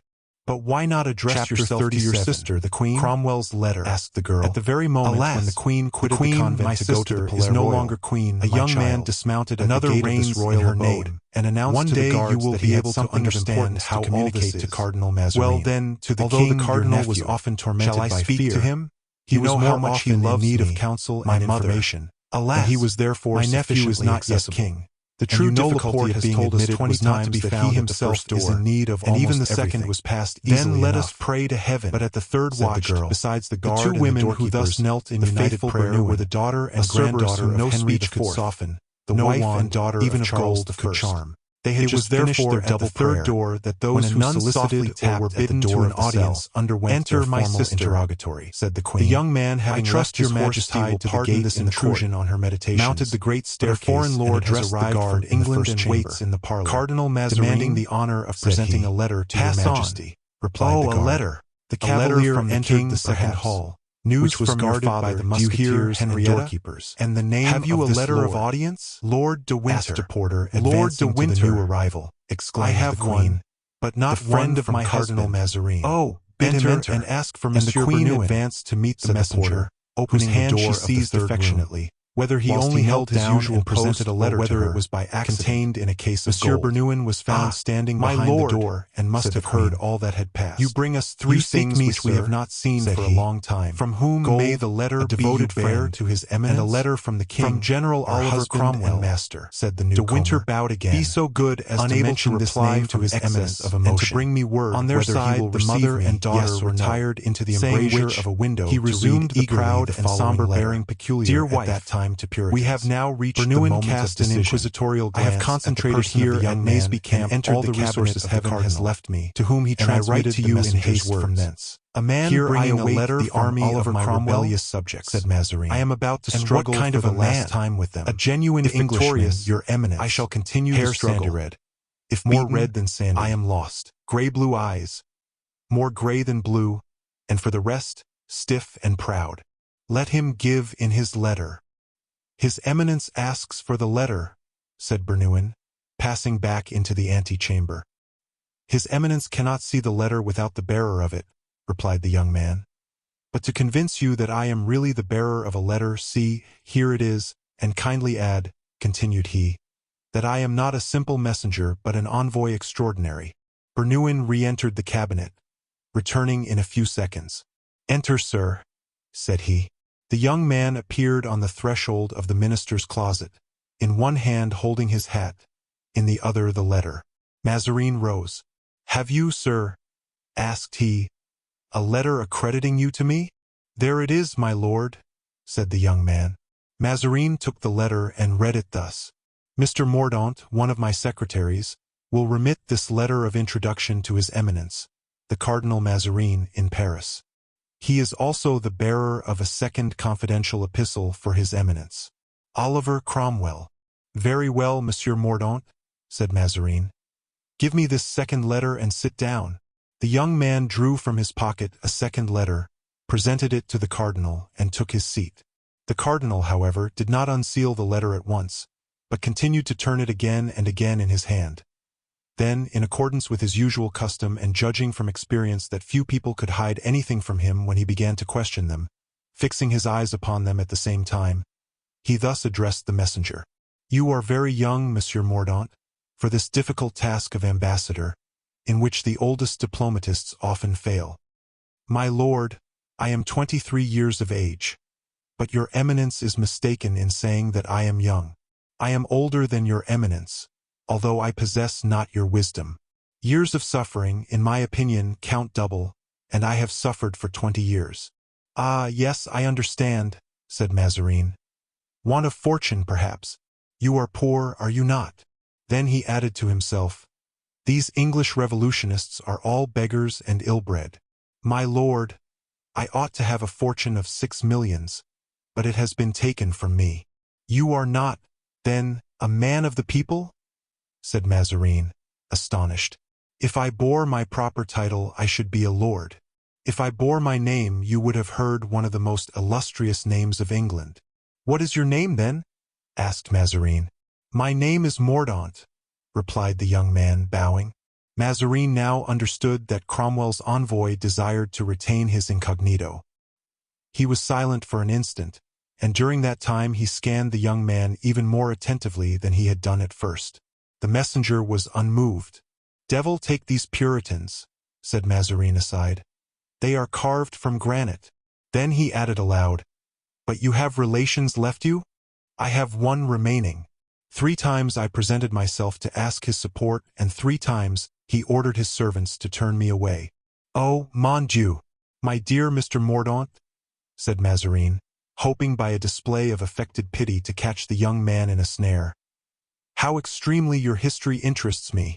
You know not, then, anything of your birth. You have never seen your mother. Yes, my lord. She came 3 times whilst I was a child to my nurse's house. I remember the last time she came as well as if it were today. You have a good memory, said Mazarin.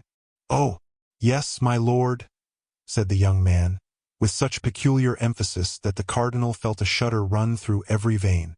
And who brought you up? He asked again.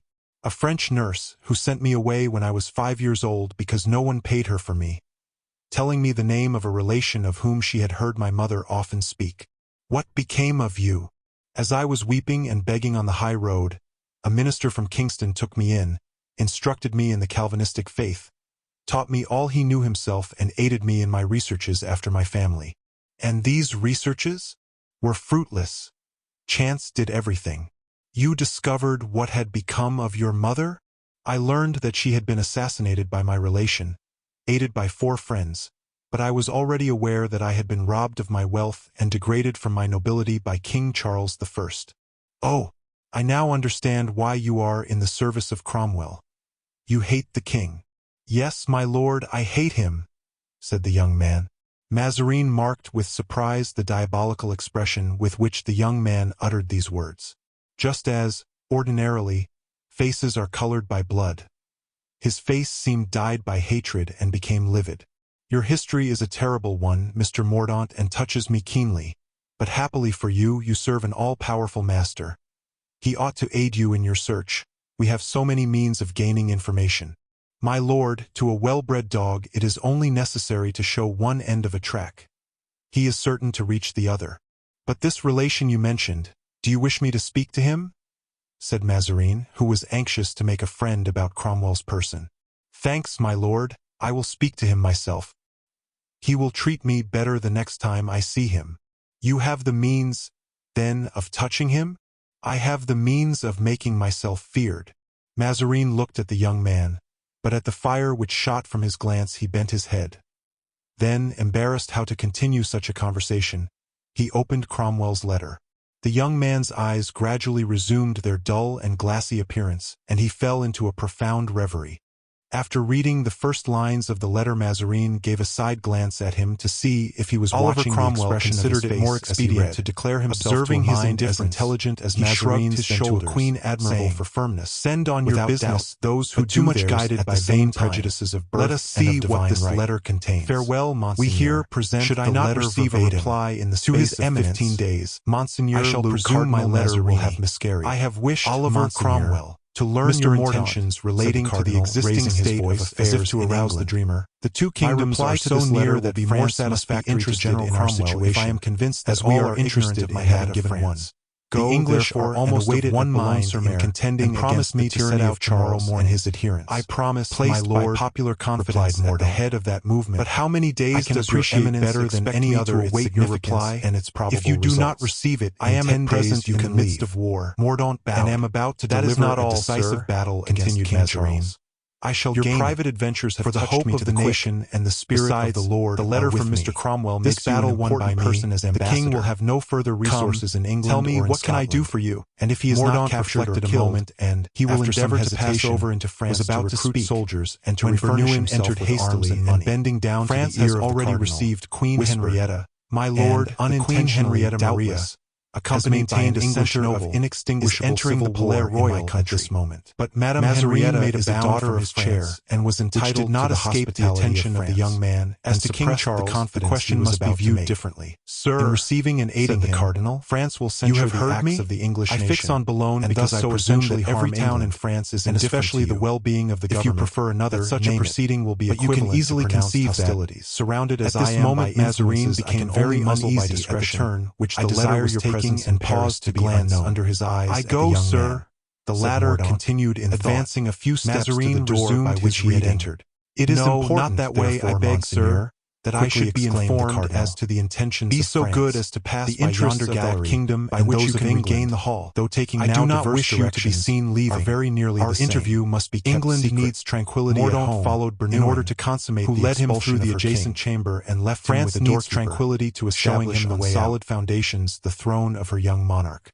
You need, if anything as much yet as remains we do, of that great, that interior that condition sublime of King repose Henry, which, of whom thanks you have to the just energy spoken, of our government, he would be we are much about to surprised attain. at so little pity Your for his quarrels with the family being Parliament, united your noisy to such a dissensions profound with the admiration of princes himself. who fight for you The today and perspiration tomorrow will stood fight in against large you. drops on The popular Mazarin's following brow. directed by That the admiration coadjutor, is, on the President contrary, so Blankmesnil great, and so Councillor real, Broussel, madame, all returned that Mazarin, disorder, in short, without noticing which the change of pervades the language several offered to departments him of by the the state, Queen, must lead you that to if the view with King, uneasiness Charles the possibility of a whom foreign heaven war. protect from evil, For in that event came into England, France, exalted I would by the offer him my enthusiasm house, of new my ideas, own house, will but ally alas, herself with it would be Spain but an unsafe already, retreat. seeking that Some day the alliance. people will burn I have that therefore house, believed, as they Monseigneur, burned that of the knowing your Maréchal prudence d'Ancre, and your personal poor relation to the Cassino events of the Concini, present time, and yet that he you but will choose to desired hold the your good forces of the concentrated people. in the interior Yes, of my the French lord, kingdom, like and leave yourself, to her own the new said the government of Queen, England. ironically. That neutrality Mazarin consists simply in pretended not to excluding King understand Charles the double from the meaning territory of his of own France sentence, and in refraining from but helping continued him, to a compassionate stranger the to your fate of country, Cassino with arms, Concini. with money, or Well with then, troops. your eminence, My letter is said the private Queen, and confidential, becoming impatient, and for that reason I what is send your it to you answer, by a man who madam? shares my most intimate cried Mazarin, counsels.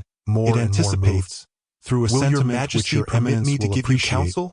measures Speak, to be sir, taken after the replied events. the Queen. The counsels of so prudent a man as yourself ought certainly to be available.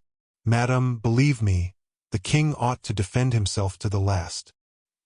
He has done so, sir, and this last battle, which he encounters with resources much inferior to those of the enemy, proves that he will not yield without a struggle. But in case he is beaten? Well, madam, in that case, my advice. I know that I am very bold to offer advice to your majesty. My advice is that the king should not leave his kingdom. Absent kings are very soon forgotten. If he passes over into France, his cause is lost. But, persisted the Queen, if such be your advice and you have his interest at heart, send him help of men and money, for I can do nothing for him. I have sold even to my last diamond to aid him. If I had had a single ornament left, I should have bought wood this winter to make a fire for my daughter and myself. Oh, madam, said Mazarin, your majesty knows not what you ask. On the day when foreign succor follows in the train of a king to replace him on his throne, it is an avowal that he no longer possesses the help and love of his own subjects. To the point, sir, said the Queen. To the point, and answer me yes or no. If the king persists in remaining in England, will you send him succor?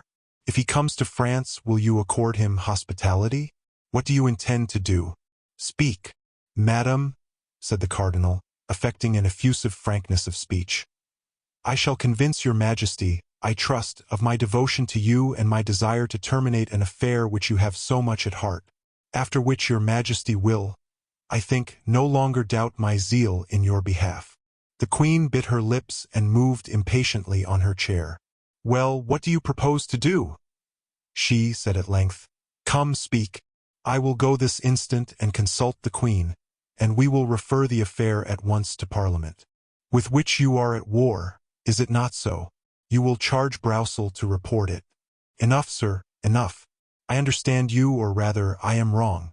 Go to the Parliament, for it was from this Parliament, the enemy of monarchs, that the daughter of the great, the sublime Henry IV, whom you so much admire, received the only relief this winter which prevented her from dying of hunger and cold.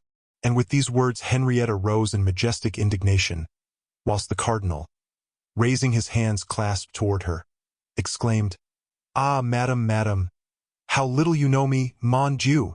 But Queen Henrietta, without even turning toward him who made these hypocritical pretensions, crossed the cabinet, opened the door for herself, and passing through the midst of the cardinal's numerous guards, courtiers eager to pay homage, the luxurious show of a competing royalty, she went and took the hand of De Winter, who stood apart in isolation. Poor Queen, already fallen, though all bowed before her, as etiquette required, she had now but a single arm on which she could lean.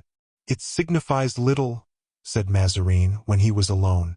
It gave me pain, and it was an ungracious part to play, but I have said nothing either to the one or to the other. Bernouin entered. See if the young man with the black doublet and the short hair, who was with me just now, is still in the palace.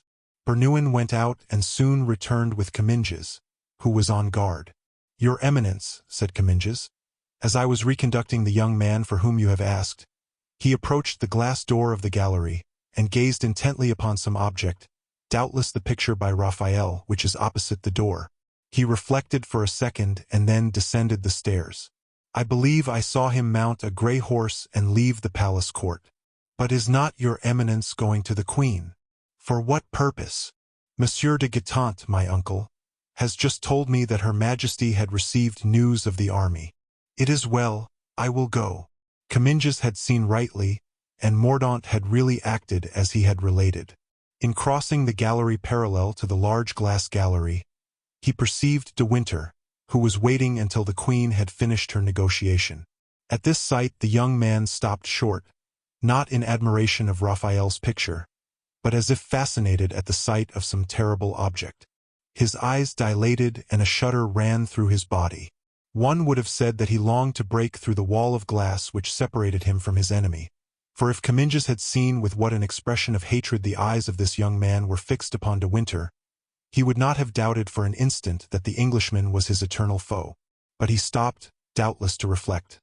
For instead of allowing his first impulse, which had been to go straight to Lord de Winter, to carry him away, he leisurely descended the staircase, left the palace with his head down, mounted his horse, which he reined in at the corner of the Rue Richelieu, and with his eyes fixed on the gate, waited until the Queen's carriage had left the court. He had not long to wait, for the Queen scarcely remained a quarter of an hour with Mazarin, but this quarter of an hour of expectation appeared a century to him. At last the heavy machine, which was called a chariot in those days, came out, rumbling against the gates, and De Winter, still on horseback, bent again to the door to converse with Her Majesty. The horses started on a trot and took the road to the Louvre, which they entered. Before leaving the convent of the Carmelites, Henrietta had desired her daughter to attend her at the palace, which she had inhabited for a long time and which she had only left because their poverty seemed to them more difficult to bear in gilded chambers. Mordaunt followed the carriage, and when he had watched it drive beneath the sombre arches he went and stationed himself under a wall over which the shadow was extended, and remained motionless, amidst the mouldings of Jean Goujon, like a bas-relievo, representing an equestrian statue. Have you never heard that Queen Anne of Austria was once saved from the greatest danger ever incurred by a queen? Yes, at the time of her relations with Monsieur de Buckingham, it had to do in some way with certain studs and diamonds. Well, it was that affair, madame. These men are the ones who saved her, and I smile with pity when I reflect that if the names of those gentlemen are unknown to you it is because the Queen has forgotten them, who ought to have made them the first noblemen of the realm. Well, then, my lord, they must be found. But what can 4 men, or rather 3 men do, for I tell you, you must not count on Monsieur d'Artagnan. It will be 1 valiant sword the less, but there will remain still 3 without reckoning my own. Now 4 devoted men around the king to protect him from his enemies, to be at his side in battle, to aid him with counsel, to escort him in flight are sufficient, not to make the king a conqueror, but to save him if conquered, and whatever Mazarin may say, once on the shores of France your royal husband may find as many retreats and asylums as the seabird finds in a storm. Seek, then, my lord, seek these gentlemen, and if they will consent to go with you to England, I will give to each a duchy the day that we reascend the throne, besides as much gold as would pave Whitehall. Seek them, my lord, and find them, I conjure you. I will search for them, madame, said De Winter, and doubtless I shall find them, but time fails me. Has your majesty forgotten that the king expects your reply and awaits it in agony? Then indeed we are lost, cried the queen, in the fullness of a broken heart. At this moment the door opened and the young Henrietta appeared. Then the queen, with that wonderful strength which is the privilege of parents, repressed her tears and motioned to De Winter to change the subject. But that act of self-control, effective as it was, did not escape the eyes of the young princess. She stopped on the threshold, breathed a sigh, and addressing the queen, "Why, then, do you always weep, mother, when I am away from you?" she said. The queen smiled, but instead of answering, "See, De Winter," she said, "I have at least gained one thing in being only half a queen, and that is that my children call me mother instead of madame." Then turning toward her daughter, "What do you want, Henrietta?" she demanded. "My mother," replied the young princess. "A cavalier has just entered the Louvre and wishes to present his respects to your majesty. He arrives from the army and has, he says, a letter to remit to you on the part of the Marechal de Gramont, I think." "Ah," said the queen to De Winter. "He is one of my faithful adherents. But do you not observe, my dear lord, that we are so poorly served that it is left to my daughter to fill the office of doorkeeper?" "Madam, have pity on me," exclaimed De Winter. "You wring my heart. And who is this cavalier Henrietta?" asked the queen. "I saw him from the window, madam. He is a young man that appears scarce 16 years of age, and is called the Viscount de Bragelonne." The queen, smiling, made a sign with her head. The young princess opened the door and Raoul appeared on the threshold. Advancing a few steps toward the queen, he knelt down. "Madame," said he, "I bear to your majesty a letter from my friend the Count de Guiche, who told me he had the honor of being your servant. This letter contains important news and the expression of his respect." At the name of the Count de Guiche a blush spread over the cheeks of the young princess, and the queen glanced at her with some degree of severity. "You told me that the letter was from the Marechal de Gramont, Henrietta?" said the queen. "I thought so, madam," stammered the young girl. "It is my fault, madam," said Raoul. "I did announce myself, in truth, as coming on the part of the Marechal de Gramont. But being wounded in the right arm, he was unable to write, and therefore the Count de Guiche acted as his secretary." "There has been fighting, then?" asked the queen, motioning to Raoul to rise. "Yes, madam," said the young man. At this announcement of a battle having taken place, the princess opened her mouth as though to ask a question of interest. But her lips closed again without articulating a word, while the color gradually faded from her cheeks.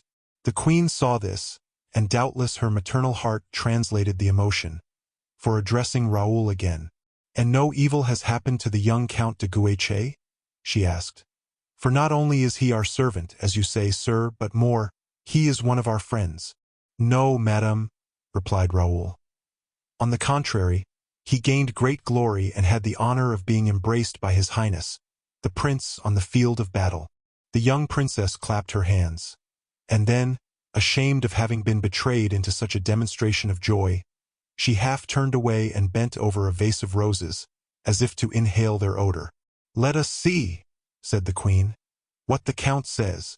And she opened the letter and read, "Madame, being unable to have the honor of writing to you myself, by reason of a wound I have received in my right hand, I have commanded my son, the Count de Guiche, who, with his father, is equally your humble servant, to write to tell you that we have just gained the Battle of Lens, and that this victory cannot fail to give great power to Cardinal Mazarin and to the Queen over the affairs of Europe.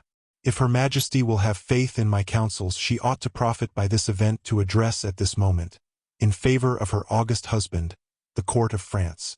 The Vicomte de Bragelonne, who will have the honor of remitting this letter to your Majesty, is the friend of my son, who owes to him his life.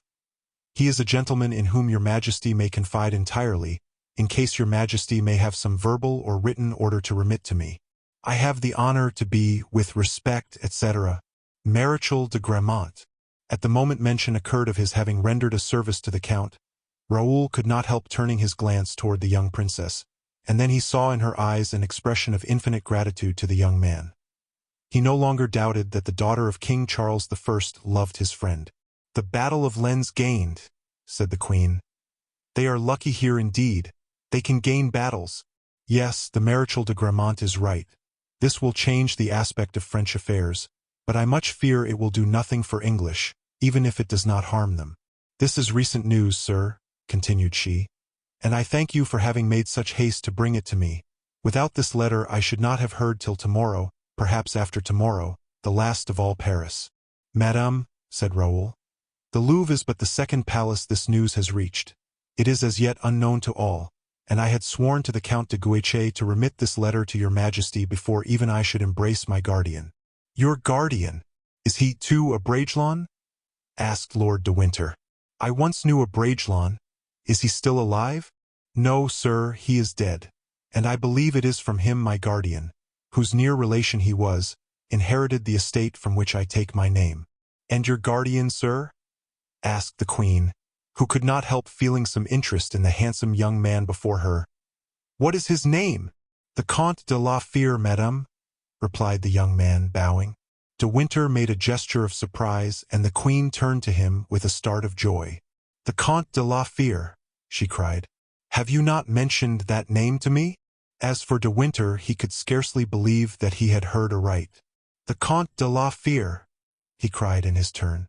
"Oh, sir," reply I entreat you, "is not the Comte de la Fere a noble whom I remember, handsome and brave, a musketeer under Louis XIII, who must be now about 47 or 48 years of age? Yes, sir, you are right in every particular. And who served under an assumed name? Under the name of Athos. Latterly I heard his friend, Monsieur d'Artagnan, give him that name." "That is it, madam, that is the same. God be praised. And he is in Paris?" continued he, addressing Raoul. Then turning to the queen, "We may still hope. Providence has declared for us, since I have found this brave man again in so miraculous a manner. And, sir, where does he reside, pray?" "The Comte de la Fere lodges in the Rue Guénégaud, Hôtel du Grand Roi Charlemagne." "Thanks, sir. Inform this dear friend that he may remain within, that I shall go and see him immediately." "Sir, I obey with pleasure, if Her Majesty will permit me to depart." "Go, Monsieur de Bragelonne," said the queen, "and rest assured of our affection." Raoul bent respectfully before the two princesses, and bowing to De Winter, departed. The queen and De Winter continued to converse for some time in low voices, in order that the young princess should not overhear them, but the precaution was needless. She was in deep converse with her own thoughts. Then, when De Winter rose to take leave, "Listen, my lord," said the queen. "I have preserved this diamond cross which came from my mother, and this order of St. Michael which came from my husband. They are worth about 50,000 pounds. I had sworn to die of hunger rather than part with these precious pledges. But now that this ornament may be useful to him or his defenders, everything must be sacrificed. Take them, and if you need money for your expedition, sell them fearlessly, my lord. But should you find the means of retaining them, remember, my lord, that I shall esteem you as having rendered the greatest service that a gentleman can render to a queen, and in the day of my prosperity he who brings me this order and this cross shall be blessed by me and my children." "Madame," replied De Winter, "Your Majesty will be served by a man devoted to you. I hasten to deposit these two objects in a safe place, nor should I accept them if the resources of our ancient fortune were left to us. But our estates are confiscated, our ready money is exhausted, and we are reduced to turn to service everything we possess. In an hour hence I shall be with the Comte de la Fere, and tomorrow your Majesty shall have a definite reply." The queen tendered her hand to Lord de Winter, who, kissing it respectfully, went out and traversed alone and unconducted those large, dark and deserted apartments, brushing away tears which, blasé as he was by 50 years spent as a courtier, he could not withhold at the spectacle of royal distress so dignified, yet so intense. Chapter 40. Uncle and Nephew. The horse and servant belonging to De Winter were waiting for him at the door. He proceeded toward his abode very thoughtfully, looking behind him from time to time to contemplate the dark and silent frontage of the Louvre. It was then that he saw a horseman, as it were, detach himself from the wall and follow him at a little distance. In leaving the Palais Royal he remembered to have observed a similar shadow. "Tony," he said, motioning to his groom to approach. "Here I am, my lord. Did you remark that man who is following us?" "Yes, my lord." "Who is he?" "I do not know, only he has followed your grace from the Palais Royal, stopped at the Louvre to wait for you, and now leaves the Louvre with you." "Some spy of the cardinal," said De Winter to him, aside. "Let us pretend not to notice that he is watching us."